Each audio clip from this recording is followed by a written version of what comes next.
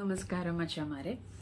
കഴിഞ്ഞ ദിവസം ഇൻസ്റ്റയിൽ നിന്ന് കിട്ടിയ ഒരു മെസ്സേജാണ് ഇത്. അപ്പം ഇതുപോലെ പല ആൾക്കാർക്കും ചിലപ്പോൾ ഫേസ് ചെയ്തിട്ടുണ്ടാവും. കാരണം നമ്മൾക്ക് ബ്രേക്കപ്പ് കിട്ടിയതിന് ശേഷം നമ്മൾ ഇതൊന്ന് മറന്നു വരുമ്പോഴേക്കും ഇവർ വന്നിട്ട് എഗെയിൻ ഇതിനെ പറ്റിയിട്ടുള്ള കാര്യങ്ങൾ സംസാരിക്കുകയാണ്.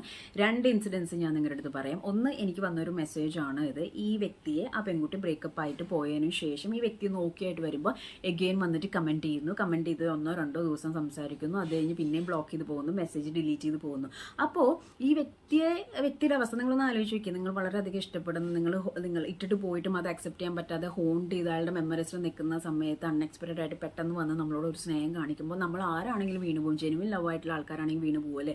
എന്നിട്ട് എഗെയിൻ ഒരു ആക്ഷനിൽ ഇത് ഇട്ടിട്ട് പോകുമ്പോൾ ഈ മുറിഞ്ഞെടുത്ത് വന്ന് കുത്തിയിട്ട് ഉണങ്ങിയോ എന്ന് ചോദിക്കുന്ന പോലത്തെ പരിപാടിയാണ്. നിങ്ങൾക്ക് വേറെ പരിപാടിയൊന്നുമില്ല. ഇങ്ങനെ ചെയ്യുന്ന ചില പെൺകുട്ടികളോടാണ് എനിക്ക് ചോദിക്കാനുള്ളത്. ആൺകുട്ടികളുണ്ടാവും, ബൈ പറഞ്ഞു പോയാൽ പോകണം, അല്ലാതെ ഇടയ്ക്ക് വന്നിട്ട് ജീവനോടുണ്ടോ ഇല്ലേ എന്ന് പറഞ്ഞാൽ ഒന്നും കൂടി മെന്റലി കൊന്നിട്ട് പോകുന്നത് തീരെ വൃത്തികെട്ട തന്തില്ലാത്തരം പരിപാടിയാണെന്ന് ഞാൻ പറയും. ഓക്കെ.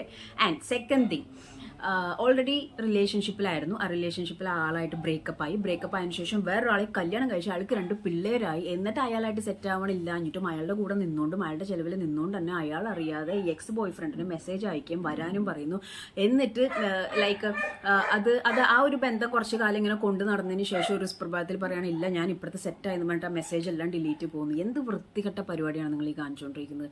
നിങ്ങൾ പറ്റിക്കുന്ന 2 ആൾക്കാരെയാണ്. നിങ്ങളുടെ ക്യാരക്ടർ ഇതാണെന്നുണ്ടെങ്കിൽ നിങ്ങൾക്ക് ഒരാളെ നിൽക്കാൻ പറ്റില്ല എന്നുണ്ടെങ്കിൽ, നിങ്ങൾക്ക് റിലേഷൻഷിപ്പ് എന്ന് പറയുന്ന സംഭവം വെറും ഫ്ലേർട്ടിങ്ങും തമാശയും ആളുകളുടെ ഫീലിങ്സ് വെറും ഗ്രാസ് ആണെന്നുണ്ടെങ്കിൽ കെട്ടാൻ നിൽക്കരുത്. ഇങ്ങനെ ചാടി പോയിക്കോളണം. അവസാനം എവിടെയെങ്കിലും വന്ന് വീണ് കഴിയുമ്പോൾ പടല എല്ലാ കാര്യങ്ങളും അങ്ങോട്ട് ഇല്ലാതാവും.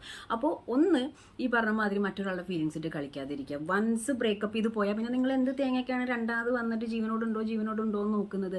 ഈ അപ്പുറത്ത് നിൽക്കുന്ന ആൾക്കാരോട് എനിക്ക് പറയാനുള്ളത്, വൺസ് പോയി കഴിഞ്ഞാൽ ഇതാണ് ഒരു പ്രാവശ്യം നിങ്ങൾക്ക് മനസ്സിലായി ഇവളിങ്ങനെ വന്നിട്ട് അല്ലെങ്കിൽ ഇവനിങ്ങനെ വന്നിട്ട് പോവുകയാണെന്നുണ്ടെങ്കിൽ ബ്ലോക്ക് ചെയ്യണം മിസ്റ്റർ ഓർ മച്ചന്മാരെ. അത് കോളാണെങ്കിൽ മെസ്സേജ് ആണ് എന്താണെങ്കിൽ ബ്ലോക്ക് ചെയ്യാൻ നിൽക്കണം. നിങ്ങൾ എന്തിനാണ് ഇങ്ങനെ ഒരു ഓപ്ഷൻ പോലെ ഇവർക്ക് തട്ടിയിട്ട് കളിക്കാൻ നിന്ന് കൊടുക്കുന്നത്? ആൻഡ് ഈ കല്യാണം കഴിഞ്ഞ 2 പിള്ളേരായതിനു ശേഷം പിന്നെയും ഭർത്താവിനെ പറ്റിച്ച്, ഇതിപ്പോൾ പെൺകുട്ടിയുടെ കാര്യമായതുകൊണ്ടാണോ ഞങ്ങൾ സംസാരിക്കുന്നത്. തിരിച്ചു ചെയ്യുന്നവരുണ്ടാവും.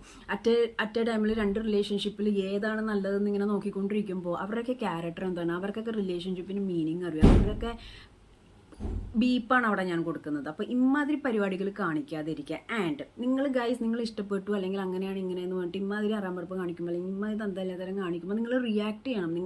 നിങ്ങൾ ഒന്നില്ലെങ്കിൽ ബ്ലോക്ക് ചെയ്തിട്ട് പോവുക, അതല്ലെങ്കിൽ ഓപ്പൺ ആയിട്ട് വരില്ല എന്ന് പറയുക. പക്ഷെ നിങ്ങൾ ഇവിടെ ചിന്തിക്കുന്നതെന്ന് അറിയാം, നിങ്ങൾ സ്നേഹിച്ചുകൊണ്ടാണ് എല്ലാത്തിനും പൊട്ടുന്ന തേങ്ങ ഇറങ്ങാൻ മതി. ബിക്കോസ് ഞാൻ സ്നേഹിച്ചുകൊണ്ടാണ് ഞാൻ കംപ്ലീറ്റ്ലി ഔട്ടായിരിക്കുക എന്ന് പറഞ്ഞിട്ടും നിങ്ങൾ ഫുള്ളായിക്കൊണ്ടിരിക്കുകയാണ്. അല്ലെങ്കിൽ കല്യാണം കഴിഞ്ഞ് ഒരു 2 പിള്ളേരുണ്ടായിട്ടും വന്ന് മെസ്സേജ് ഇടാതെ മെസ്സേജ് ഡിലീറ്റ് ചെയ്തിട്ട് പോവുക, ഞാൻ ഇയാളായിട്ട് സെറ്റായി എന്ന് പറയാം.